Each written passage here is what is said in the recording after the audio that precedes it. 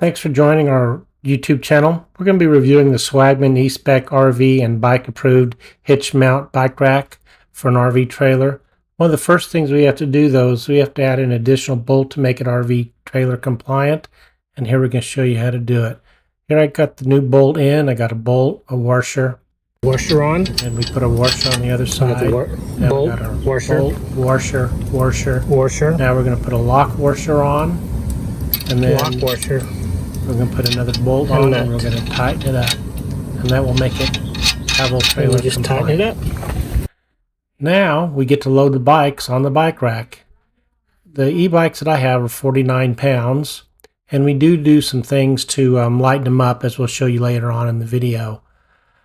As you can see, I can lift the bike up. I can get it on the bike rack. It's got some nice places to put your tires and kind of holds them in place.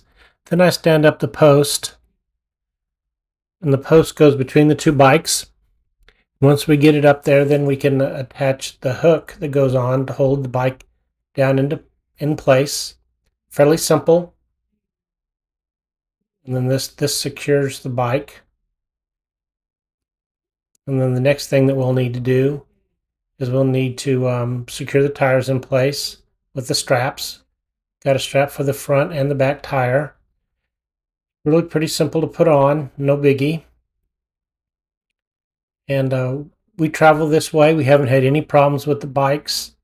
This carrier will take two bikes, and we travel down the highway. We do cover them, as you'll see later on in the video how we cover them. We do take our bikes with us when we go camping. Here we're at Melbourne Lake and spending the week-long 7 days here, and we did ride some bike trails. We do enjoy it. We call these our commuter bikes. We really don't go too much off-roading with them, but this bike rack has sure made it a lot easier. We used to put them in bins and store them in the back of the truck underneath the camper shell. But it just became so much of a hassle for me and my wife to try and get them in and out of the truck. And this has been so much easier and so much safer. And I do feel that this probably protects the bikes a little better than they did in the bins. It was so hard to get them in and out of the bins.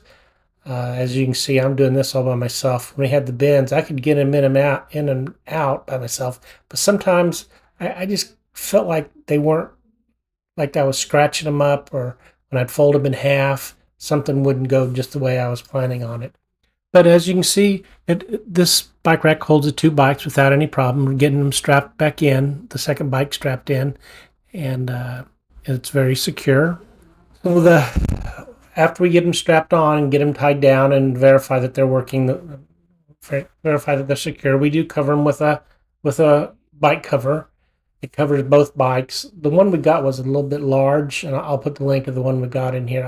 I'm not sure I'd get that big a one for these two smaller bikes. These are the electric bikes, and they're not as big as some of the true off-roading bikes. All right, so what we've done is we've taken the batteries, the seats, and the locks off the bikes to reduce the weight.